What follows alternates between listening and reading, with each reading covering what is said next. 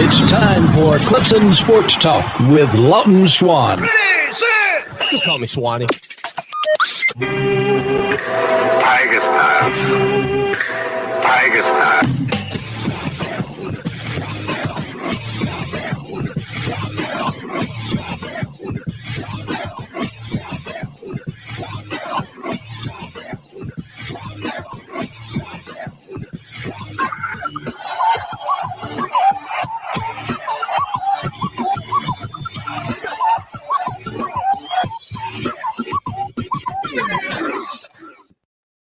Finally, Clemson Sports Talk has come back to Drive Time. Hello, everybody. Lawton Swan back in the saddle once again. It is the show that shakes the Southland. Clemson Sports Talk for you each and every afternoon as you make your way around the great state of South Carolina and beyond, listening to us on incredible radio stations like Fox Sports Radio 1400 in the Midlands, heard around the world on the iHeart Radio application. We'll have some audio from Dabo Swanny coming up for you in just a little bit here on the program. And, of course, Tim Bray joins the show in hour number 2. But out of the gates on a Thursday afternoon, Roddy Jones. He couldn't get with us yesterday, but he's here today. SiriusXM and the ACC Network is where you can check him out. Also on Twitter at Roddy Jones 20. Roddy, man, glad to catch up with you. Hope you're doing well. Looking forward to a loaded weekend of Atlantic Coast Conference football. And I'll tell you this, all the eyes of the Clemson Tiger faithful will be on that matchup between Wake Forest and North Carolina State up in Winston-Salem. Yeah, man. Look, it's been a while, especially for Clemson fans. It's been a while since since you were on the outside looking in of the race in the Atlantic, and it's been a while for us as ACC people to have the race on that side of the conference go down this late in the season. I mean, Clemson's really run away with it for the last 6 years. With the exception of an occasional year where there's a little bit of interest. Think back to the Deshaun Watson-Lamar Jackson game. We were convincing ourselves that maybe Louisville could win it. But that matchup in Winston-Salem is going to be a heavyweight match. Wake Forest and NC State have both shown that not only are they very good teams, but that they have some flaws that maybe can be taken advantage of. So I'm really excited for that one. And I think Clemson fans, it's interesting. Who do you root for in this scenario? Honestly, if you're a Clemson fan, I think you're probably rooting for Wake Forest. But obviously every NC State loss that comes, you need them to lose 2 out of 3. You get Wake Forest later on, so that's your second one there.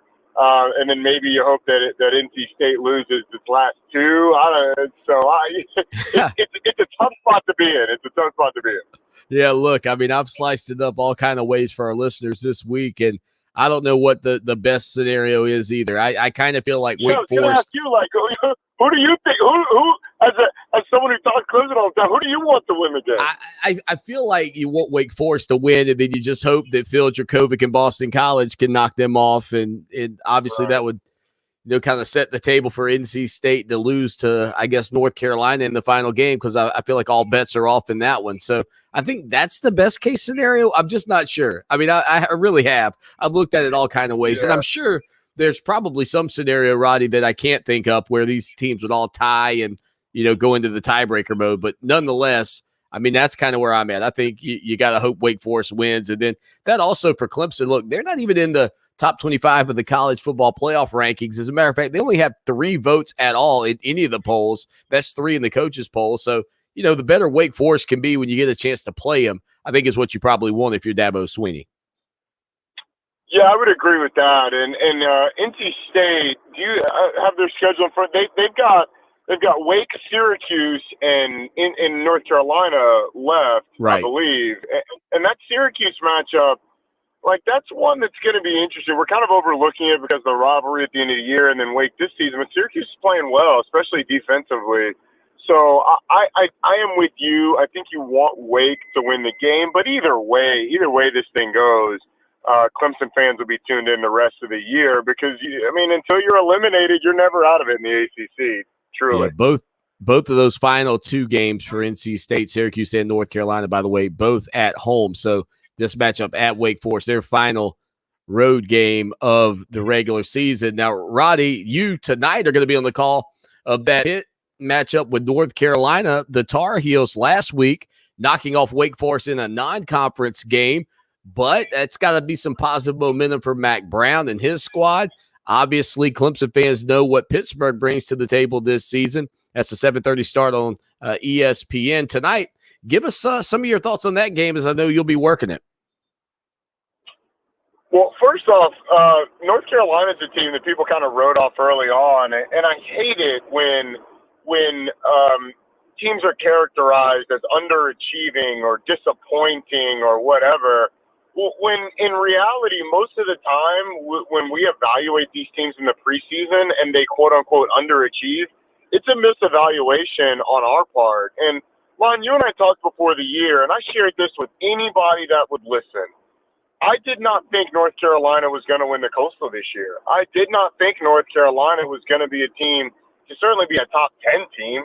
And I thought they were kind of borderline top 25 because you just don't replace what they lost. And in talking to Mac Brown, I think he was a little frustrated with the way his team has been characterized because this coaching staff is as proud as they've ever been of the job that their team has done in terms of getting better throughout the season.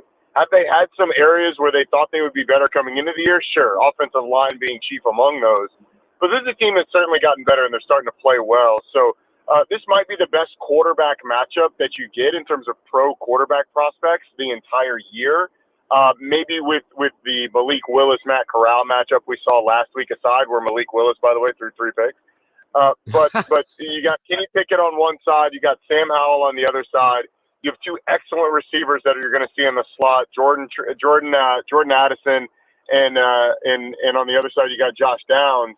So it's a really exciting offensive matchup. In terms of defenses, North Carolina's defense last week against Wake Forest was opportunistic, creating a couple big turnovers, but they haven't really stopped anybody consistently. So the defensive matchup certainly favors Pitt. Although the way the offensive rules are skewed, anytime it's like pretty good defense against really good offense, the really good offense usually puts up numbers. So I'd expect it to be high scoring. Again, he's on Twitter at Roddy Jones 20, and he hangs out with us to cover the ACC. And he does it like nobody else. Again, you can catch him on SiriusXM Plus. Does a great job with the ACC network. So, Roddy, we talked about the Atlantic Division kind of coming down to the wire. Well, the Coastal as well. I mean, that Pitt-Virginia matchup next week is going to be, I guess, a pretty impactful play in that side of the league too. So, I mean, it is as competitive as I can remember it being, really, for both sides. Like they sent out the media press stuff to sign up the game in Charlotte, and I was like, what's out? Do I not fill this out? I mean, it really does feel like it's any ball game at this point for arriving in Charlotte in December. Yeah, that Pitt Virginia matchup. The exciting thing about that for the league is that no matter what happens this weekend, both of those teams going into that game next are going to control their own destiny because you've got Pitt playing North Carolina this week. If they win, they're going to go in there. They just need to win out. They actually need Miami to lose one because Miami's got the tiebreaker over them. But Virginia beat Miami, so that's kind of that 3-way tie deal. Like if Pitt were to this week, they've got 2 ACC losses, and then Virginia's obviously got 2 going into that game, and Miami's got 2, and those 2 have to play. So anyway, it's going to come down to one of those 3 teams in the Coastal Division. Virginia's out of conference with Notre Dame this week, so they're going to go into that game with 2 ACC losses. Pitt has only the 1 to Miami. They go into this game really needing to win every football game, because if you lose this game, then it takes it out of your hands. Because if Virginia were to, let's say you lose the North Carolina game, you beat Virginia, and then Virginia were to lose, then Miami, you're tied with Miami, and Miami wins out, then Miami wins. It's so confusing. I can't even keep it straight most of the time. It reminds me of the old and to throw something else into the mix. I think I saw something the other day that North Carolina has some kind of weird sideways chance of getting into. It reminds me of Who's on First, right? That old skit. Exactly. You try to go through it. I mean, the Atlantic Division is confusing enough with really just 2 teams. But the Coastal Division with a lot of teams, it really gets difficult to digest. But you've got that game tonight again, North Carolina at Pitt. You can check out Roddy Jones at 7:30 on ESPN, along with Matt Berry. By the way, Matt Berry, a product of Fox Sports Radio 1400 in the Midlands, the station that our radio show is on in Columbia. So there you go. A little shout out to one of our old team members. It was a 560 of the team back then. Now, one other thing, Roddy, you've also got Clemson's game this Saturday between the Tigers and UConn. And there are a brother connection, the Pumachan brothers, Tyler on UConn and Tyson at Clemson, and that connection. But you'll be in Death Valley for that one at noon on the ACC network as well. Yeah, and this is, look, Dabo Swanny said it earlier this week. Like, if Clemson loses this game, then they're finding a new head coach. I think the head coach of the Tigers knows what they're up against, and it's not a very good football team. I mean, UConn's one win all year was a late win over Yale. It's the team that lost to Vanderbilt earlier in the season. It's not a very good football team, so it's a good opportunity for Clemson fans to see some of the guys that maybe they haven't seen. Now, both fortunately and unfortunately for Clemson fans, they've probably seen too many young guys this year due to injury. You've had to dig deep in that depth chart, but it is an opportunity to feel good about yourself coming out of the game. You just want to play well. It will be interesting to see if DJ's status. We have not talked to the coaches yet, obviously. So if he is banged up, do you sit him? Do you just let Tyson take it? Because you should be able to win this no matter what. I don't know, but ultimately it's an opportunity for Clemson to tune up a little bit, to get healthy, and then to go forward the rest of the season with 2 big games to finish. Follow him on Twitter at Roddy Jones 20. Now, Roddy, last week before that Clemson-Louisville game, Dabo Swanny was kind of comparing Cunningham to Lamar Jackson, and I know, people, they give Dabo Swanny a lot of grief because maybe he can have a little hyperbole from time to time, but who can't? But I'm going to be honest, man. Watching Malik Cunningham last Saturday against Clemson, I thought to myself, this dude really does look a lot like Lamar Jackson at times. If you squint hard enough, you can see Lamar Jackson, and I'm saying that with all respect to Malik Cunningham. He has been as tough a quarterback as there is in this league. He's done as much for an offense as any player in this league this season. I think he's been absolutely fantastic. The toughness that he showed to come back in that game on the bum ankle. And look, this is not to upset Clemson fans. This is to give a compliment to Malik Cunningham. If he doesn't hurt that ankle, I think that game's in doubt. The game is in doubt as it is. So if he doesn't get hurt and not play a couple series and then not be effective, not be as effective running the ball when he comes back, I think it may have been a much closer finish than Clemson fans would have liked. But I think if you're Clemson, you're proud of the fact that the Florida State game is a tight game. The Syracuse game was a tight game. Obviously, the Georgia Tech game was a tight game. So many Boston College was a tight game that goes down to the wire, and Clemson finds ways to win. So I think if you're a Clemson fan, you're proud of that. While it's not how it's looked in the past, the fact that you've been able to win without your fastball really all season is something to be proud of. No, I agree 100%. I think if he stays healthy, they win that game. Actually, I think they do win that game. And I know what you mean, man. People won't like it because they don't want to flip-flop the results of the way it played out. But before we talk about one other game I want to get to that's taking place this weekend, Miami at Florida State, which is interesting for a different reason.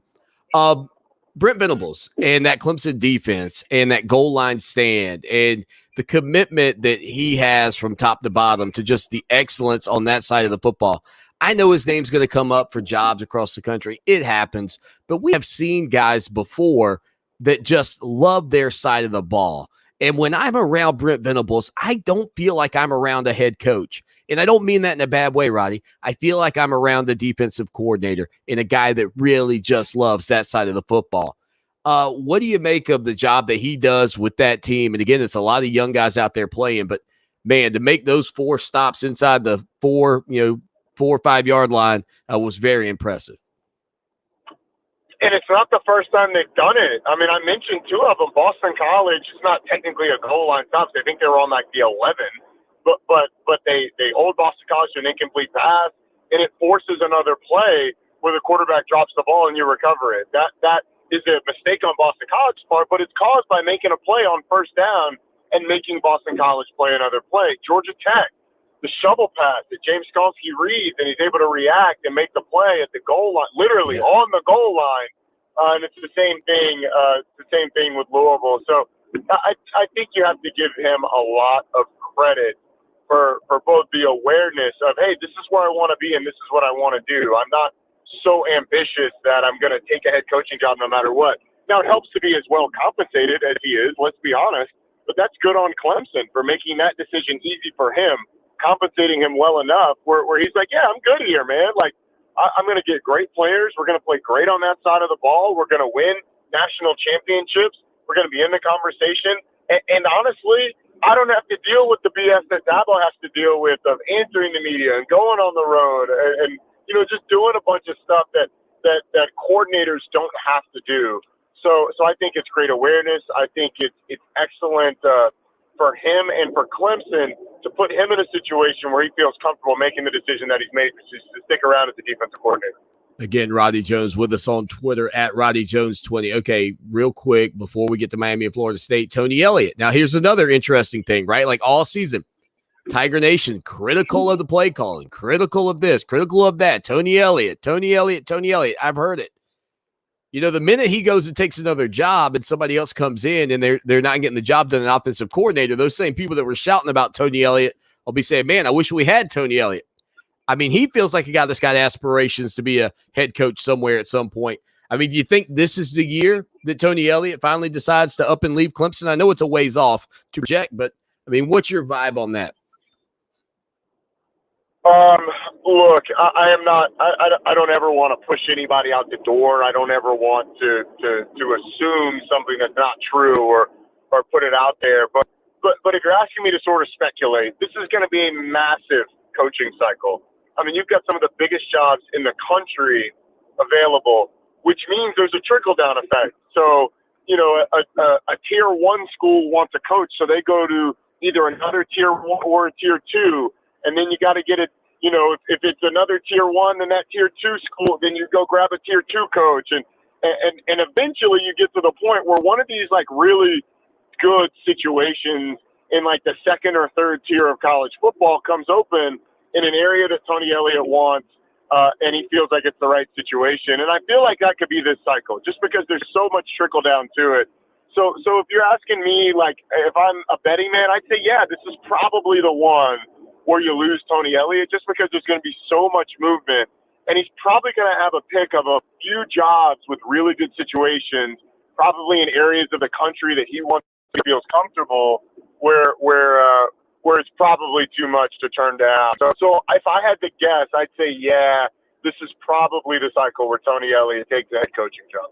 Final question, Florida State, Miami. Roddy, that was supposed to be the Atlantic Coast Conference Championship game from 2004 forward. It has never materialized. On a scale of 1 to 10, how shocked are you that 17 seasons or 18 or whatever it is now into this expanded Atlantic Coast Conference, those two behemoths from the 80s and 90s have yet to hook up in an ACC championship game? I would say pretty surprised, especially because of where Miami was early. And Miami, it's really Miami. Miami hasn't held up its end of the deal. Florida State was there 5 years straight at one point and just waiting for somebody to show up. And they got a revolving door of Duke and Pitt and Georgia Tech and they got over and all these different teams. So ultimately, I think you look at Miami and what they have not been able to do, and it has been disappointing and surprising. Although this is a team that could make the ACC championship game this year, as we kind of talked about earlier, and they're playing really well.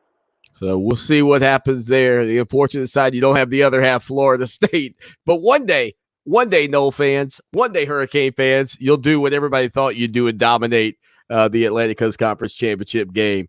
Roddy, always appreciate you. Best of luck tonight on the call. And then, of course, safe travels to Tiger Town.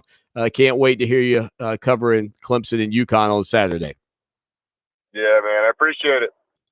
There he is, Roddy Jones, again tonight on that call of the Pittsburgh and North Carolina game on ESPN. Again, Matt Berry was on 560 The Team right here in the Midlands, this station, before we became Fox Sports Radio, 1400. Stay with us. Hanging out with you on a Thursday afternoon, Lawton Swan. Again, the show that shakes the Southland Clemson Sports Talk, 803-450-0086. So I went on a show in the upstate, Offsides with Mark Ryan, and we were talking about, somehow we kind of got into a conversation about South Carolina. Oh, I remember. So he posed a question. I think it's a legitimate question. Who's had the better season? How do you grade these coaches? I mean, what kind of grade do you give Dabo Swanny versus what kind of grade do you give Shane Beamer? Now, look, there are some of you, the minute I start to talk about Shane Beamer, are probably getting angry. Oh, here goes Swanny with his little Beamer love fest. Again, I don't know that he was the best possible hire for South Carolina. I don't know that he'll have a great amount of success at South Carolina. But I have said and have always said about him that I thought it was a good hire and a much better hire than the hire of Will Muschamp. Now, I said here on this program yesterday, and first let me say, Mark's question was a legitimate one. Who's having the better season? If you're grading these two teams, who's having the better year? I think South Carolina, given the expectations, with a chance to become bowl eligible, is grading above schedule for me, in my opinion. They are grading above the norm. Clemson is grading below the norm. Now, if the norm is a B, then you got to give South Carolina like an A-, just given what you thought. And if B is the norm, then maybe Clemson's a B-. You know, and again, I don't know where you want to put these two teams. And some of you say, well, look at how many wins Clemson's got. It's got to be compared to what you expected. It's got to be compared to what you expected. And that, for me, is where my mind goes with this. Compared to where I expected, this is how I think Clemson is doing. Compared to where I expected, this is how South Carolina is doing. And I don't think there's any shame in being honest and saying, hey, you know what? I think that Shane Beamer at South Carolina is having a more successful year than I expected. And I don't think there's any shame in saying that Dabo Swanny is having a year that is less than I expected. So it's okay to grade South Carolina better. So that's where it started. But then I went to the point that I brought up here on the program yesterday about the situation that is currently going on at Virginia Tech, and the possibility that if that job were to come open this year, given the results Shane Beamer's had pretty quickly in Columbia, that maybe, just maybe, perhaps the folks in Blacksburg might be interested in giving Shane a buzz, giving him a quick call. 803-450-0086, text line, phone line, 803-450-0086. I think it's easier to win in the Atlantic Coast Conference. I think it's easier to be successful in the Coastal Division. And I think right now, if you are Shane Beamer, you have a level of love for South Carolina for giving you this opportunity. You have a level of respect for that program because you've been there. But I don't know why you have to feel some blind sense of loyalty to South Carolina, especially if Virginia Tech comes calling. And he's a former Virginia Tech football player. He's a former Virginia Tech assistant. His father is the most iconic name in Virginia Tech sports history, I would imagine. I don't know that that's even a question, but I don't want to leave out some of the big names that have played sports there in the past. Bruce Smith, notably, being one of those. But if you are the folks in Blacksburg, given the quick results that you've seen and the turnaround that's taken place under Shane Beamer, I just think it makes sense to at least entertain the idea of bringing him in. It doesn't mean he'll say yes. I think I would. because my path to success is easier. You might say, but some guys don't want it easy, Swanny. They want to work really hard to get to where they want to go. Great, good for those guys. But if you want to stay employed, maybe win some conference championships, maybe have a shot at getting to the college football playoff at some point, don't you think that path is a little touch easier? Just a tinge easier. If you were doing it at Virginia Tech versus at South Carolina, just given the leagues and the fact that in the Coastal Division, if you could win it, even if Clemson stays a behemoth, you just have to get through the Tigers in the ACC championship game. I don't think that's a crazy talk. South Carolina fans won't like it. You're not supposed to like it. I'm talking about your coach and the potential that if a job were to come open in Blacksburg, that I think they would give him a call. I think you'd be naive to think they wouldn't, quite frankly. And I think you'd be naive to believe that it's not a better opportunity for Shane Beamer. It might not come with the same prestige of winning the SEC championship. But if you can't climb that mountain and get into the national championship hunt anyway, what does it really matter? What does it really matter? 803-450-0086. Text line, phone line. Again, be a part of the program anytime, any place, anywhere. Coming up in hour number 2, Tim Beret joins the program again. Gamecock Nation, I'm not trying to get you all sideways. I really don't even want you to get upset. Your boy Swanny is here to just bring honesty to you, thoughtfulness, an open mindset.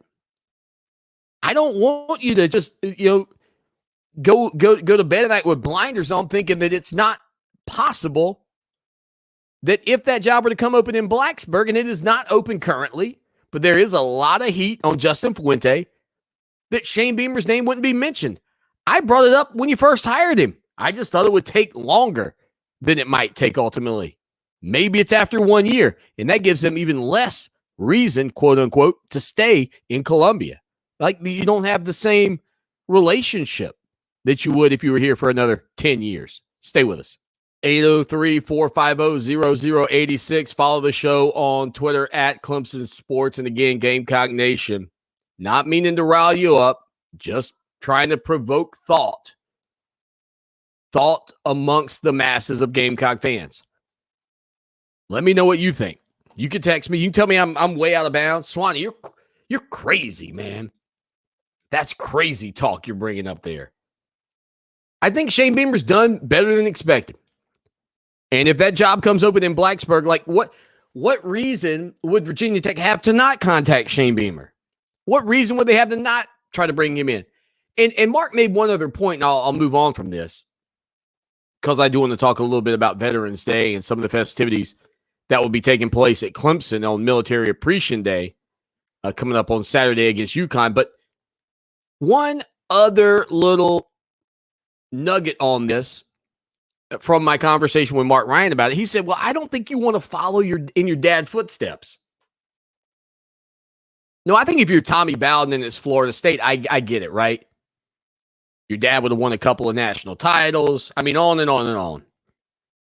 Frank Beamer didn't win a couple of national titles. Played for one. Tommy Bowden didn't play football at Florida State. Shane Beamer played football in Blacksburg.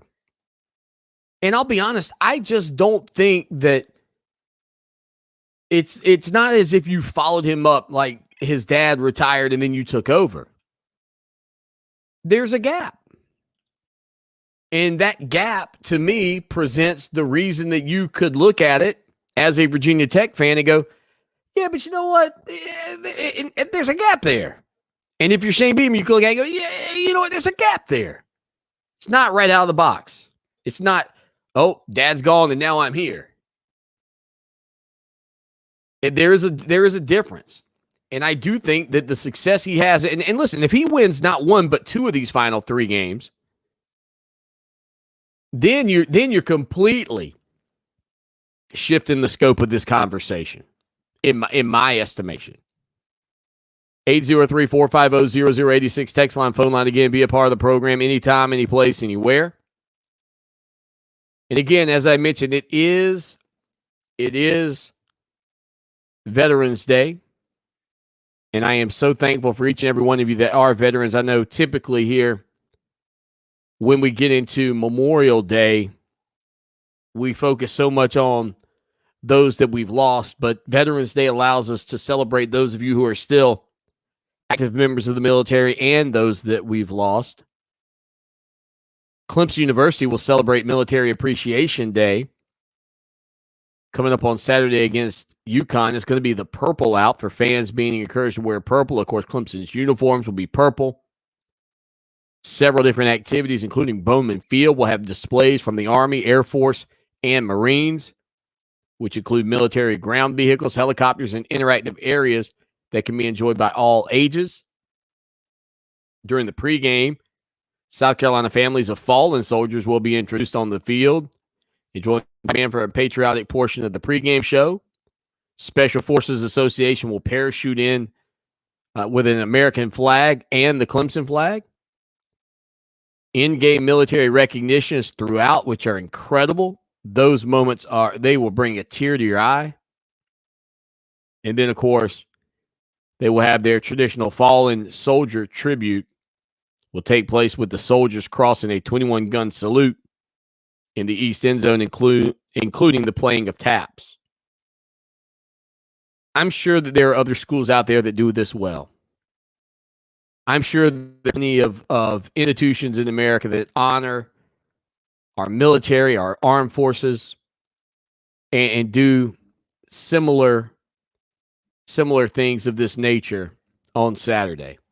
But I can't imagine that many do it better than Clemson. And it's one of the proud traditions of Clemson, that military heritage dating back to the founding of the university in 1889.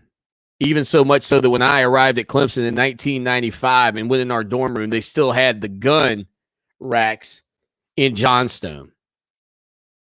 And to think about my great-grandfather and my grandfather who served in the military in World War II, and those of you out there who tune into this program who are loyal to this show, but also are patriots who stand up and fight for our country and our freedoms, and the opportunity for some Joe Schmo from Okemo like me to stand behind a microphone in a country with freedom of speech and the opportunities that are unimaginable in some other areas of our world.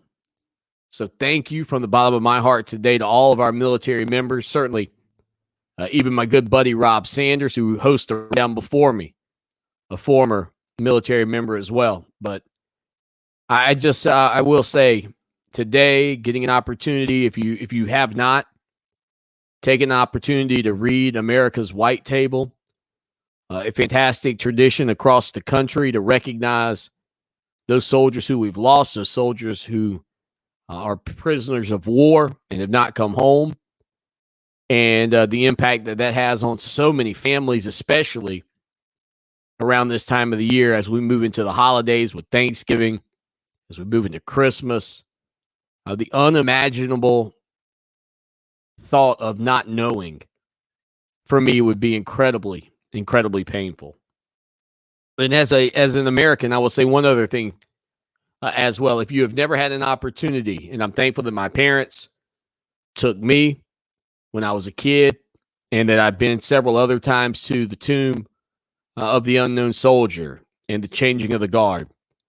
And I was thinking the other day, my wife and I were talking about things that we want to do, and I'm glad that things are kind of opening back up because my kids are almost like right at that prime age to go and appreciate a memorial like that. To put down the cell phone, put down the Xbox controller, and let's go appreciate what got our country to where we are today. And again, it is not a perfect country. We have our flaws, but I feel like we certainly take strides to be better each and every day, and that's a huge positive. That's one of the things that you should be most proud of, is that we fight every day, and those individuals in the military fight every day for our freedoms, but our country, I think, as a whole, fights to be better for everyone. which is a pretty powerful thing you can say. We'll hit a quick break. We'll come back with more of the show that shakes the Southland. Don't forget, Tim Beret joins us in hour number 2. Follow the show on Twitter at Clemson Sports. The show that shakes the Southland, or as they said in the olden days, the show that shaketh the Southland. Lawton Swan with you again. Tim Beret coming up. Happy Veterans Day to all you veterans out there and military members. Appreciate each and every one of you, as I said before the break. Taking a look at Clemson in their upcoming matchup, as they get set to face off with UConn, there was some news today as Jim Mora, not Jim Mora Jr., and don't confuse the two because Jim Mora, who was the former head coach at UCLA, not Jim Mora, the former head coach of the Indianapolis Colts, are father and son, but they are not Jim Mora and Jim Mora Jr. They do not have the same names. Confused yet? Now, Mora, who is 59, last coached in 2017. That was his final year at UCLA. He went 46-30 with the Bruins before being fired in November of 2017. He also had stops with the Atlanta Falcons and the Seattle Seahawks. And most notably, an incredible exchange on the radio with Doug Gottlieb at one point back in, I guess, 2010. It's interesting you talked about how he's learned how to watch tape. He's talked about how he's matured, how he's more patient. Does it bum you out at all, though, that he wasn't that bought into what it took to be a great quarterback when you coached him in Atlanta? No, because he was. I mean, don't you think about what could have been? Let me ask you something. Yeah. Let me ask you something. Do you know anything about this guy's background? Yeah. Okay. Do you know he went to 3 Super Pro Bowls? Yeah. So you're basing all this on 2.5 weeks of play. You're saying that he wasn't a great player when he was with us in Atlanta? No, he was. Would you say he was nearly what he could have gotten? Well, he wasn't. No, he's not as good then, or he's better now than he was then. But so does every player that plays in the league. Yeah, but those are guys that play in the league. He was away from the league for 2 years. Okay, then he didn't play, and when he did play, he was strictly a runner. He was brought in as kind of a sideshow. Now, last year you're talking about? Yeah, last year was like a sideshow, and all of a sudden he comes back without the reps of 2 years. And I mean, he's even said he was lazy in Atlanta. I mean, one, it's kind of remarkable how good he was considering he was self-admitted lazy. But I'm just wondering, as a guy who coached him, thought, man, if he would have bought in back then, considering what we had around him, considering the fact that he was playing on a faster surface, how good he had been, you might still be the coach of the Falcons. I don't live in the past, pal. You might, but I'm looking forward. I'm just happy for Mike. What do you think the reaction should be for Eagles fans when McNabb comes back in? I think that however they feel, that's what they should do. If they feel like cheering him, they should cheer. If they feel like booing him, they should boo. But how should they feel? I don't know. How do you feel? I'm asking you. Is this your first interview? Jesus Christ, what kind of questions are these? How should they feel? I don't know how people should feel. Well, you were a head coach. You were a head coach twice in the league. I mean, you know how good McNabb has been. Don't you think they should feel? They should feel. How should people feel? Yeah, how should they feel? I don't know. I know how I feel. I like Donovan. I hope he does well. How do you think they should feel? I think that if you boo Donovan McNabb, you're a fool. I really do. Okay. Well, then don't boo him. Jim Mora, you can see his interview coming up this Sunday, NFL Game Morning on the NFL Network. Jim, thanks so much for joining us on ESPN Radio. Yeah, you were a real joy. Thanks. Wow. That is gold. That is gold. Again, that was an archived interview from ESPN back in the day with Jim Mora, not Junior, and Doug Gottlieb.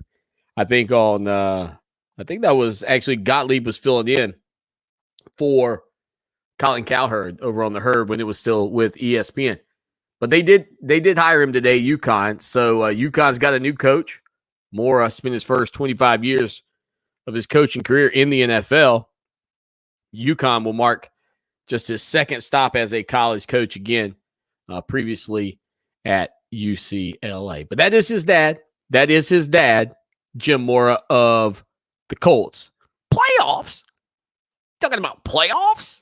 And I'm sure somewhere out there you could probably dig up the not. I know you can dig up that playoff audio, but you can probably dig up Jim Mora, the younger.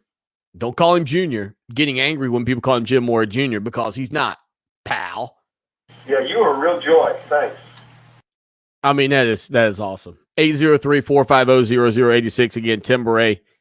Coming up here on the program in just a few minutes, we'll talk with Tim. We'll get his thoughts on Clemson and UConn, get his thoughts on Clemson's victory over Louisville, the fact that the Tigers just cannot escape a tight ball game, get his thoughts on Brent Venables as well and the mindset of Clemson's defensive coach who does just an absolute monster job when it comes down to preparing his guys for the gridiron each and every Saturday. I mean, that fourth and goal, that stand there. And if I can remember too, I want to ask him about being in the box on something like that. I think Don Munson stands up. I'm assuming Tim Bray sits most of the game. I don't know that to be the case, but to see that defensive stop and to really be able to see that group get out of there after a couple of big plays by Louisville gave them the opportunity to win, and you hold. I don't know. I mean, I know when we said that the Qualk last week, like I said earlier this week, I said I don't think Brent Venables would have won it any other way. Qualk was like, well, maybe don't give up the 45-yard bomb, but just when your back's against the wall, when it's crunch time, this team has found a way to finish. And I thought earlier, Roddy Jones made a good point. Like, this defense multiple times this season has had to hold late in ball games for Clemson to come out on top. And they are a seasoned but young group and are only going to get better. And think about it, they're doing this right now, missing Brian Brzee. You can make an argument. He's obviously one of the best defensive linemen in the country and maybe the best defensive lineman on that defensive front. Hour 2, Tim Bray joins us right after this.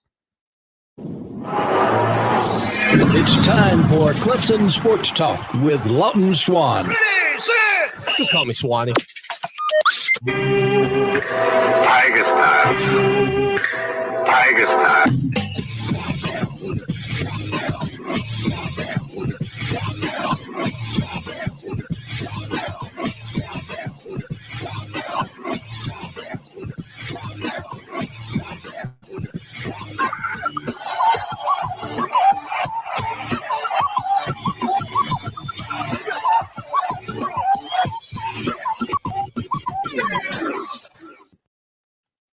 It is hour number 2. That's drive time right here on the show that shakes the Southland. Clemson Sports Talk. Lawton Swan hanging out with you. Tim Bray joins us on a Thursday afternoon. Tim, welcome in. Hey, we missed you last week, but glad to have you back on the show this week. Glad to be with you, Lawton. It was a good weekend for the Tigers against Louisville. Basketball got off to a good start, so we got both going Friday and Saturday. Yeah, listen, and we'll talk a little bit about the Clemson basketball team because I know Little John Coliseum and what reverberates inside that venue also is near and dear to your heart as well. But let's start with that Clemson Tiger defense. I mean, Tim, I was talking to Roddy Jones a little earlier, and he brought up the point, it's like time after time after time, this defense is having to make plays late in the game. You look at the Georgia Tech game, the way it finished, then, of course, the Florida State game, and then now this matchup against Louisville. I mean, I can't remember a season where it's just been so tight throughout for this Clemson Tiger ball club. No, you're right. Although people just look at that 2016 season and all they remember is the pass from Deshaun Watson to Hunter Renfrow to beat Alabama. But there were a lot of other close games earlier in that. I mean, you might remember Clemson beat Troy 30-24. We should have lost to NC State. They had a 35-yard field goal, maybe even closer to that, to win the game. Missed it, and then we won in overtime. I think we beat Auburn 19-13. So, there were a lot of close games there. Probably the all-timer is, I believe it was 1959. Clemson had 5 ACC wins by a touchdown or less in a season which we just played 6. You look back at Saturday's game, and again, 4 stops with Louisville inside the 5-yard line. Many of those, I think, maybe 3 of those taken at the 2. Brent Venables, who's just a gritty, determined, defensive-minded coach. I asked William Qualkenbush on Monday. I said, man, I don't think Venables would have had it in any other way. And Qualk said, well, maybe don't give up that 45-yard pass. And look, I agree. But when you're in that moment, you got 4 downs at the 2-yard line. I mean, that's exactly what the guys are made of and what you want your team to be made of. And you saw Clemson put out the highlight video with the commentary over the top of those 4 plays, and Brent Venables kind of giving his diagnosis of what makes this team so good in those scenarios. Just some of your takeaways from Brent Venables' tenure at Clemson, and then what we saw from them in that moment last Saturday. Yeah, you're right. If you're going to score on Clemson, you better score from far out, because if you get close, I don't know that it's going to happen. We're a 3rd in the nation in percentage of opponents scoring when they get inside the red zone. Teams have only scored 59% of the time this year when they've gotten in the red zone, which, by the way, is one of my pet peeves. The absolute worst way of doing a statistic NCAA-wise. They do it on a percentage of times that you score, either a field goal or a touchdown. So you're telling me that an offense has 10 possessions inside the red zone, they kick 9 field goals and score 1 touchdown, they would be leading the country in scoring in the red zone, yet they would have only 1 touchdown. It should be based on the number of points you score per possession. I don't remember trying to get off my soapbox, but that's one of the more ridiculous things that are in NCAA stats. But a lot. This is actually the second time this has happened. With Louisville, you might remember in 2014, Louisville hit a big pass down into, I know it was inside the 10. Jaron Curse had to come from behind and tackle. I think his name was Quick for Louisville. Yeah, James Quick. And you're right. And then we had a goal line stand there in the last play where Deshaun Williams actually batted down the pass, which was remarkable for a defensive lineman to drop back in coverage. And you might remember in that situation, it was a play. I mean, we hadn't played Louisville before, but Coach Venables had looked at a lot of film of their offensive coordinator at another school and saw that exact same situation. And he had schooled the Tigers on that play in case it came up. And sure enough, they ran the same play. And we were able to defend it. So that just shows you the extent to which, he prepares that. Coach Venables every Tuesday, and I know Ross is going through the same thing now. He is just such a preparation guy, and so you go up to get him on. Now I guess he does interviews on Monday, but with me, he used to do them on Tuesdays, and I used to have to wait by 40 minutes and just sit there while I went through practice plans or whatever, and then he always eventually came. But you see plays like that, and from an SID standpoint, you say, well, we need to let him do what he's got to do because he's the best in the business doing it. And when I get him, I can get him. I'm with you. And I think the other week we had him for about 7 minutes and he was like, well, got to go to practice. And you just kind of know. And, in this business, so I know you've always been that side, not on the side that I'm on, being kind of the outside looking in, giving the media thoughts on it. But, I took off that media hat after Clemson's national championship victory. As impressive as Clemson was offensively against Alabama in that 2018 win, 44-16, that defense was just flat out dominant from the get-go. And I took off the media hat. I'm a Clemson graduate. I put on the Clemson graduate hat after everything was said and done. And I just told him, I said, Coach Venables, I got to say, it is a pleasure to just cover this team because of the defense. Like, no matter what, and I think we've seen it this year, no matter what the offense can or can't do, this defense is going to make Clemson at least be competitive weekly on the field. Yeah, it's a shame the way. Actually, I was having this discussion with Dabo yesterday at practice, and it's kind of a shame the way we are all so offensive minded, whether it be fans, whether it be the media. When you look at the emphasis they put on offense, if Clemson lost to Georgia 31-24 instead of 10-3, there'd be a totally different outlook on this team. When we lost to Pittsburgh in 2016, we lost 43-42, and everybody said, "Wow, what a great game." Both teams just got up and down the field, da da da da da.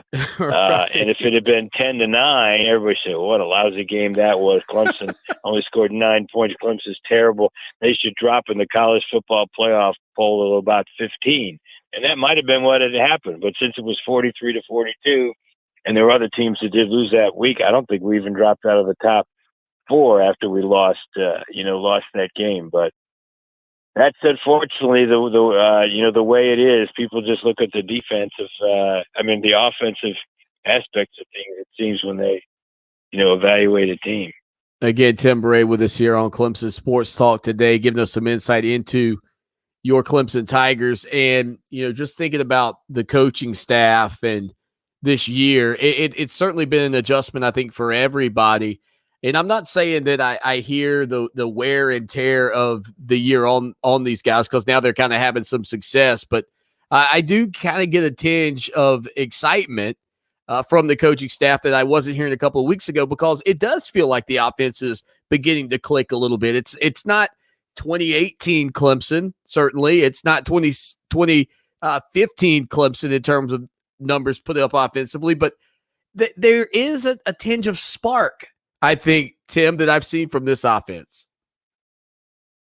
Yeah, when we beat Florida State, I think we had 188 yards rushing and 189 passing, or flip that, I can't remember. But and against Louisville, we didn't have as many yards as we did against Florida State. But DJ was much more efficient. His efficiency was 144 for the game, which is way better than it had been.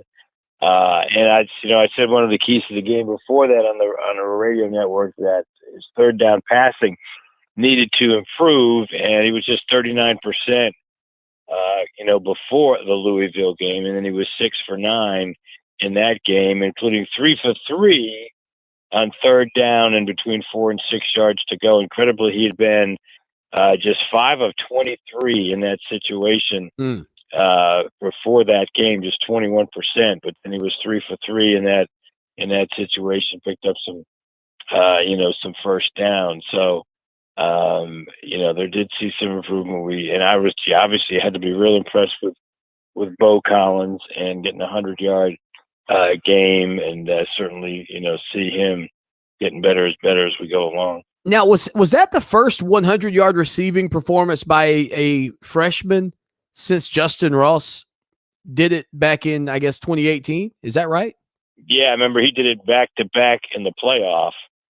Against Notre Dame and Alabama. So I think he had near 150 in both games. So yes, it was. Tim Bray, again, legendary Clemson SID, with us here on a Thursday afternoon, talking about your Clemson Tigers. And again, they'll take on UConn Saturday night. I don't know why I about said tomorrow night. Now, the other thing too, I did see and was talking about this earlier, Jim Mora. Not Jim Mora Jr., even though he is the son of Jim Mora, is going to be the new head coach at UConn. So the former UCLA head coach, the former Seattle Seahawks coach, and Atlanta Falcons coach will be the new head coach at UConn next season. Yeah, I think that's a great hire for UConn. I can't believe they could get a more experienced or better, coach than that. Now, I understand he is going to be here, but he's not going to be in charge. I think he's just going to be on the sidelines and be around the team, and he actually becomes the head coach the day after their regular season ends. So, Dabo was actually, when I taped the pregame show, was asking if something like that's ever happened to us, and actually it has against Georgia Tech. The week of Georgia Tech game in 1994, George O'Leary became the head coach the week of the game. But if they had done it earlier, though, UConn hasn't played a game since October 22nd. They actually could have, if they'd have gotten the deal done, they probably could have had him come in as the head coach, change everything around. But yeah, I think that's some good news for UConn moving forward. I don't think they could have gotten a better, more experienced coach. Tim Bray again with us here on a Thursday afternoon, just for a few more minutes. Okay, Tim, let me ask you this, and you probably have a wealth of knowledge on this front. And here's the thing, folks, I didn't prepare Tim for this question at all. I certainly know, Tanner Muse and his brother who played at South Carolina, but the Pumachans, and I know Tyson's younger brother Tyler is injured, but is expected to be in Death Valley. Notable brother combinations that have pitted off against one another in Clemson history. I mean, do you have any right off of the bat that you say, yep, that's one? I mean, obviously we know James Davis at Clemson and Mike Davis at South Carolina, but they weren't there at the same time. Do you have some from the archives in your head that we could go, oh yeah, I remember when those two guys were playing? Yeah, I think I know three off the top of my head. Of course, recently we had the Brock horse. Matt and has played against his brother at Kent State a couple of years ago. Now, Michael Hamlin played against his brother who was at South Carolina State in 2008. And then the Richardsons played against each other back-to-back seasons in 81 and 82. Or maybe it's just 81. His brother might have been a senior in 81, but I know in 1981, the 10-8 game that Mark Richardson playing for Clemson, John Richardson playing for North Carolina, and they were on the field and tackled each other, Mark tackled John at some point in that game. Mark, by the way, actually had his career high in tackles in that game. I believe he had 7 in that game. So, were there some in the 40s and the 50s? Probably, but I just, don't remember, hearing about him. It is a shame that we would have the first ever battle of quarterbacks who were brothers playing against each other. But Tyler Pumachan for UConn is hurt. He got hurt, I think, in the Vanderbilt game, and he was seeing a good bit of action. I'm sure Tyshawn's going to get in the game. Tyshawn did some interviews this week, said he's got 20 family members who are still coming to the game, and UConn's been good enough to bring his brother on the trip also, even though he's not going to play. Well, and I'll say this, I don't know what the rest of those guys all look like, but these two, man, they look so much alike. It's kind of scary. If you go and pull up Tyler's photo from the UConn media guide or the UConn website, I'm like, they look so much alike. Oh man. Yeah, they really do. You're 100% correct. Tim, final thing for you. Clemson hoops. First half, they trailed Presbyterian. They turned it on a little bit in the second half. I think, PJ Hall certainly got to perform better than he did in that ball game. But, I mean, there were some moments there where you can see that some of these transfers that they've brought in, the Collins kid out of South Florida, Bohannon didn't do too much. But, it really does feel like there's going to be a little bit of a learning curve because there's just so much changeover for Brad Brownell's team heading into this season. Yeah, it's probably average, though, for what the turnover is for most most teams. I think just about everybody's got 7 new players in the ACC. PJ only got 4 shots. He was 2 for 4. It was just I'm not saying I'm going to blame the other guys, but they really struggled getting him the ball. I would say the PC post defenders did a great job with their quickness and denying the passing lane. So I'm not going to say that PJ played poorly because he was, he only got 4 shots and he made 2 of them. He got 6 rebounds. So Collins played very well, especially in the second half. And Dawes had a terrific second half as well. Bohannon, he only got one shot. He's good at letting the game come to him. And he did provide perhaps the key play of the game in the second half when we were making a run and finally took the lead. He was known as a really good offensive rebounder at passer at Youngstown State. There was one possession where the Tigers missed a shot. He got the offensive rebound and immediately pitched it out to Dawes, who hit a three, and our lead went from 2 to 5. And that was a key play in the game. Yeah, I tell you, this group, I think there's a lot of meshing and gelling that's yet to take place, and I think they certainly will get better as the season progresses. The other name I'll bring up for you, and we'll get you out here after this one, Hunter Tyson, just a young man who I think has so much potential, and a lot of it sometimes untapped. I mean, I don't think we've seen the top of what he can be for this Clemson Tiger basketball team.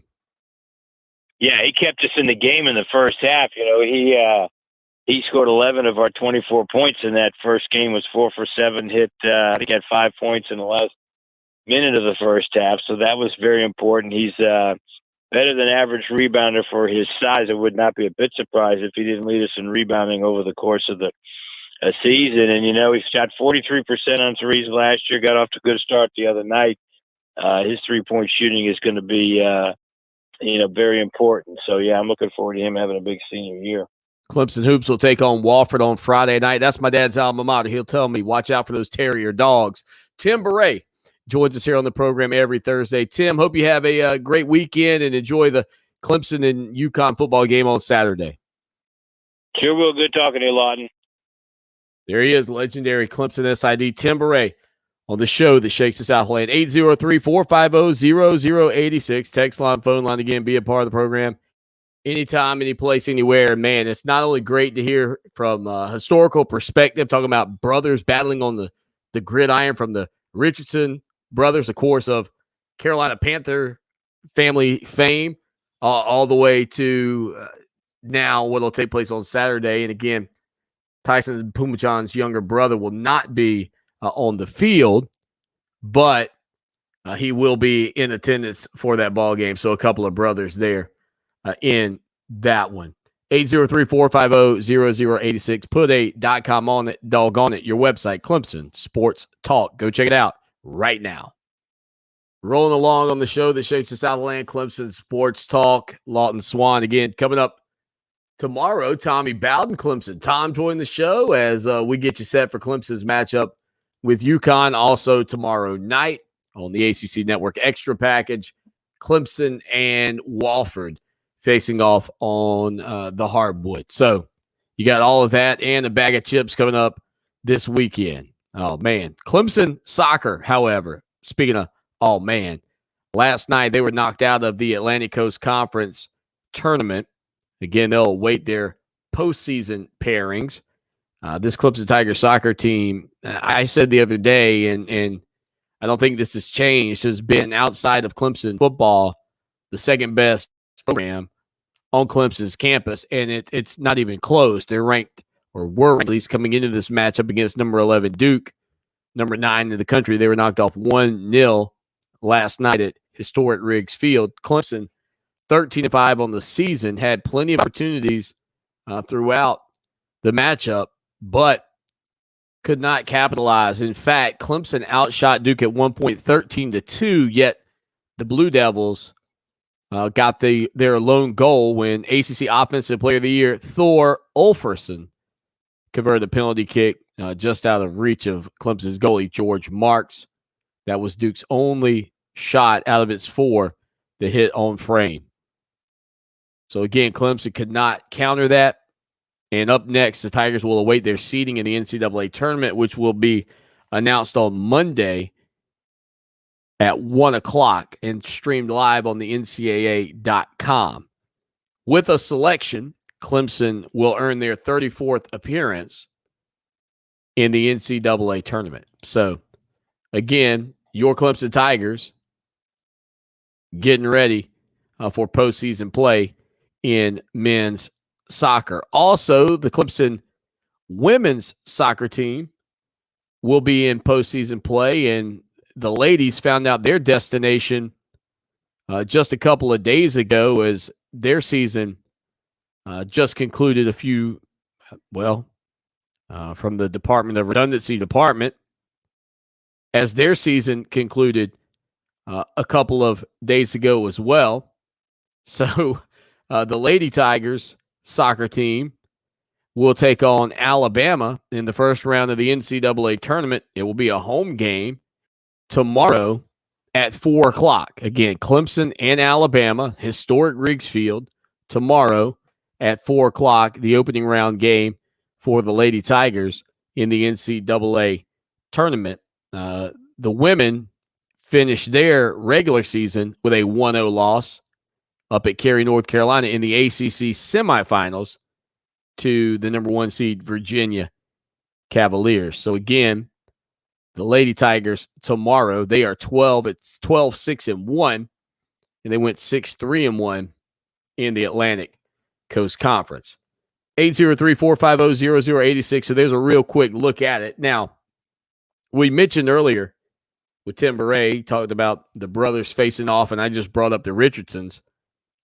Speaking of the Carolina Panthers for a moment here, Superman is back.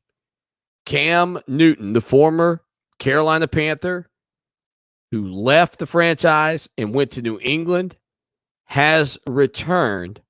Quarterback Cam Newton has agreed to a deal with the Carolina Panthers that will bring him back to the team. Now, he helped the Panthers reach the Super Bowl back in 2015. The deal worth up to $10 million for the remainder of the season, including $4.5 million guaranteed with a $1.5 million roster bonus. Newton, who was the number 1 draft pick by the Panthers back in 2011, was released following the 2019 season after he struggled with shoulder and foot injuries. So he's back with the Carolina Panthers, who are 4-5. Sam Darnold suffered a shoulder injury on Sunday. He's going to be sidelined for 4 to 6 weeks. Matt Rule rolling the dice on the former $100 million man, Cam Newton. Now, what will be interesting to see with Newton in this capacity, one, I think with a smaller amount of pressure on his shoulders, and perhaps even not feeling like he has to be the straw that stirs the drink. And I think given the way things have started for the Panthers, he'll probably be appreciated by Carolina Panther fans. So Cam Newton back in Carolina with the Panthers. Again, not off to a spectacular start this year, but I will, again, I think sometimes in a return like this, you can be challenged. I think sometimes in a return like this, you can have a resurgence.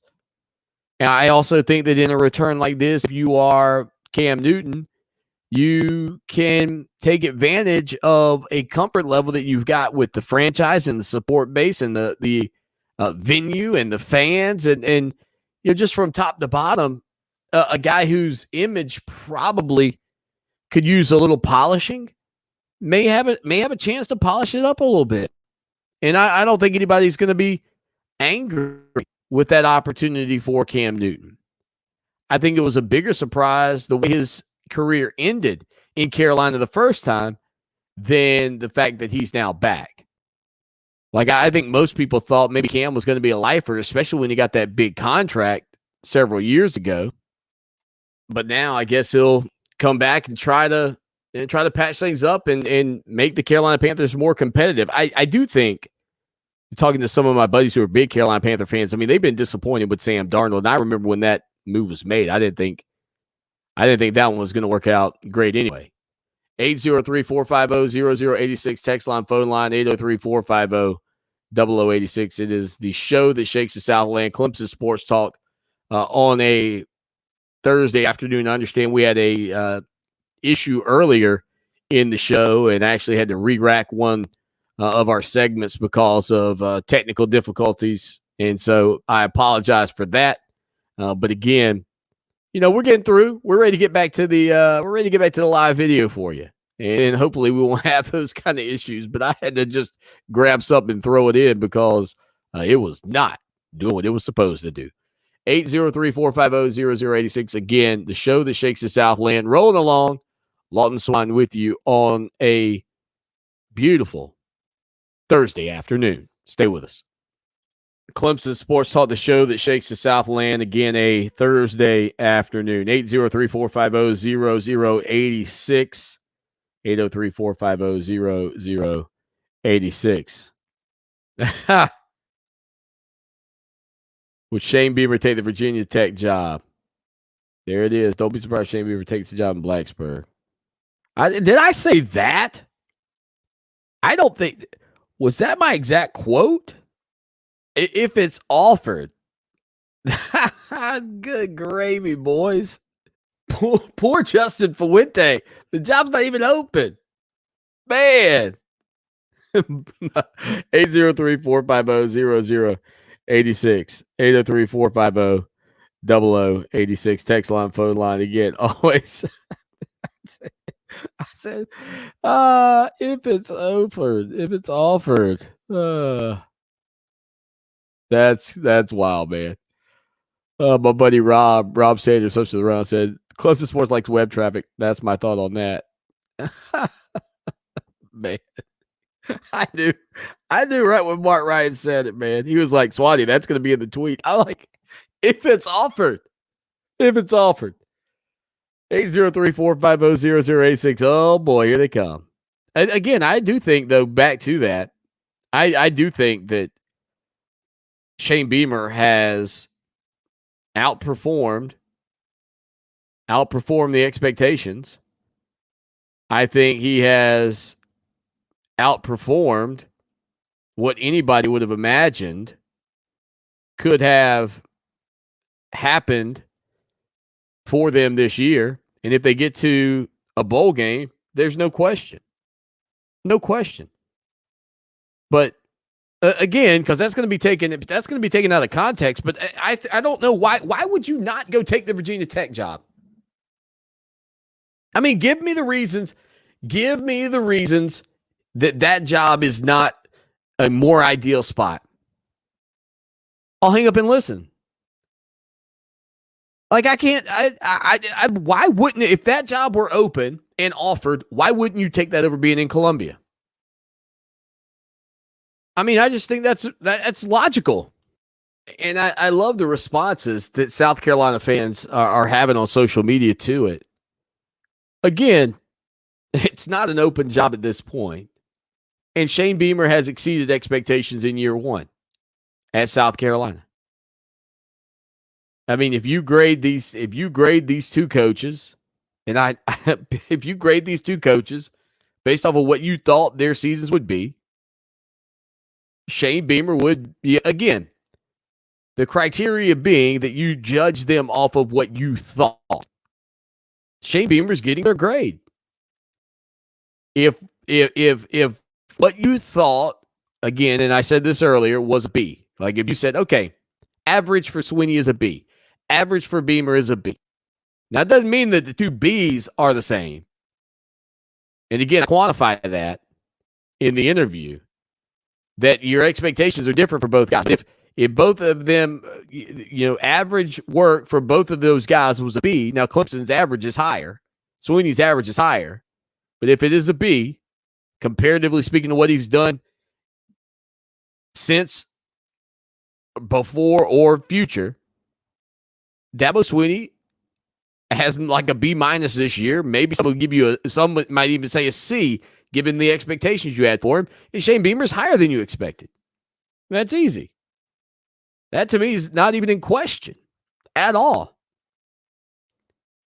But if that job in Blacksburg came open and they called for Shane Beamer, why wouldn't you go? Why wouldn't you take it?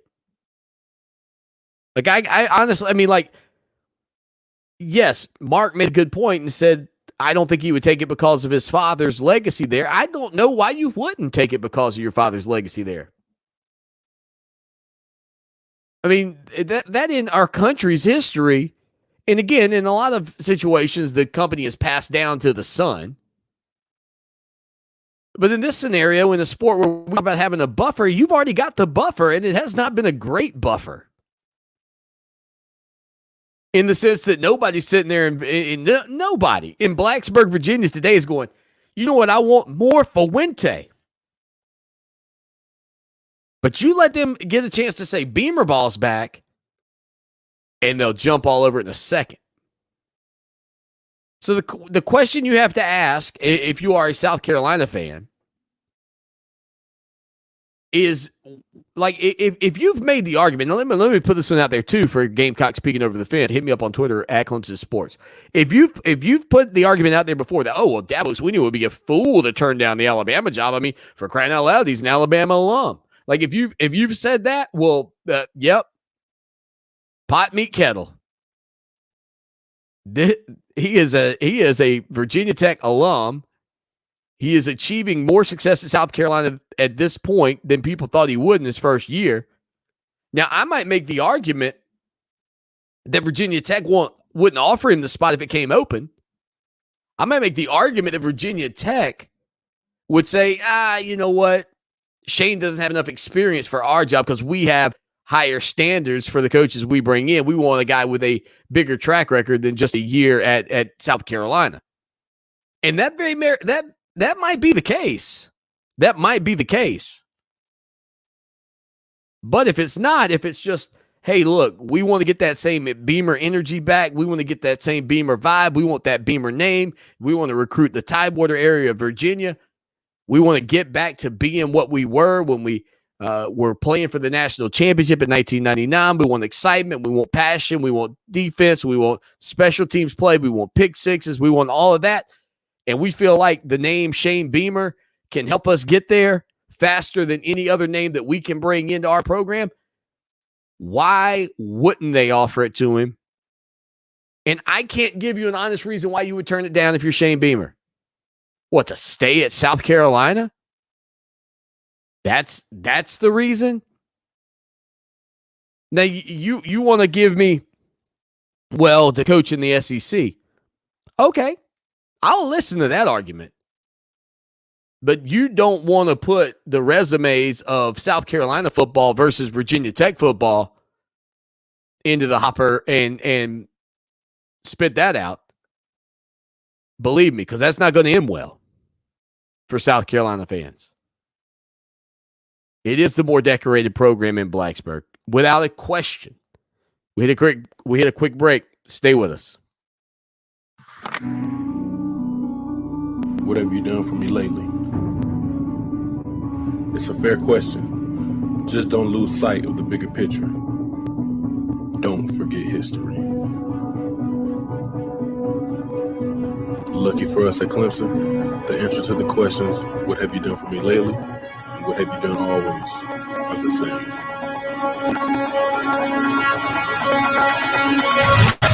We win.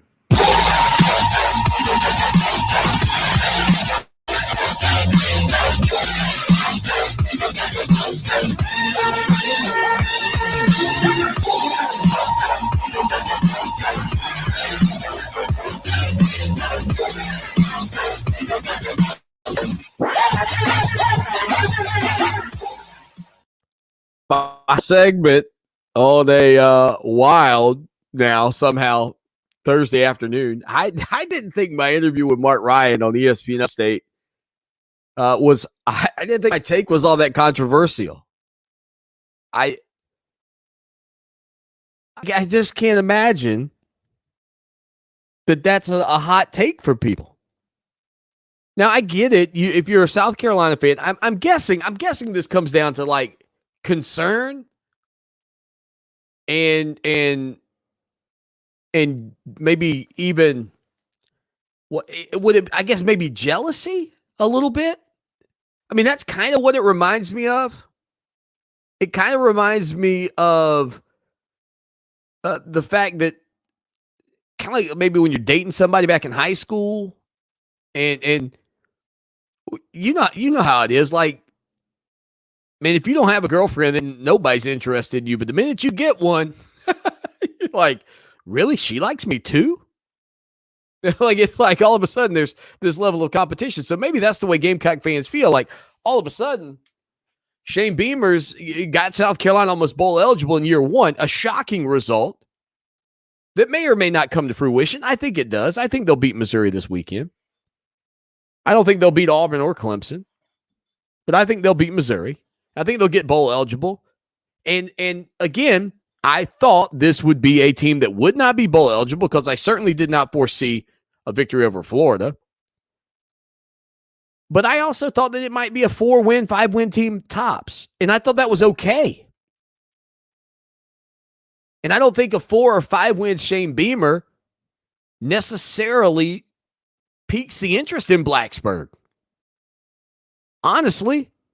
Like, I think if Shane Beamer comes to South Carolina and it just looks like, he just looks like another South Carolina coach, not named Spurrier, then I don't know that the folks in Blacksburg right now would have been interested. And my thought process on this whole thing was that Beamer would come to Columbia, that Beamer would have a career and would build South Carolina up. And that's when, maybe 5-6 years down the road, after the next coach at Virginia Tech comes and goes, that his name would be maybe the name on their radar. But given the fact that this is a program that is on the cusp of becoming bowl eligible, that it is a program that I think you would give pretty high marks by comparison to what you expected, and Shane Beamer is proven to be a young, energetic, and exciting coach that I think is saying and doing the right things, why wouldn't your interest be higher in him today if you are an administrator in Blacksburg than it was previously? Like I saw one person post, they said, in regards to that, he said, in my opinion, he wouldn't have taken the South Carolina job last December if he were interested in going back to Tech. The writing has been on the wall for Fuente for a few years, except Fuente wasn't out of a job. He's still not. And Shane Beamer had not had any head coaching experience. Now he has. I mean, those things have changed. And that's honestly why I think it's different. And I did see some Gamecocks saying, well, don't you think Dabo would go to Alabama? No. And again, it's a totally different scenario because first off, minus Saban at Alabama, minus Nick Saban at Alabama, Clemson's still one of the top teams in the country. So why would you leave one top team in the country in a league where it is going to be a little bit easier, I think, right now by comparison to your contemporaries for you to get into the college football playoff? Plus in that scenario, there is no buffer. There's nobody after Nick Saban. Like, that's the other thing. Fuente's already made the buffer. That's just my thoughts on that. I know some of you will disagree. And look, it's a long shot that it would happen. I'm not denying that fact. But I think if they offered it to him, like, imagining Shane Beamer turning that job down, to me, feels less likely than Shane Beamer accepting that job. I mean, that's the other thing. Like, Beamer would have to get the call, and he would have to say, and who knows?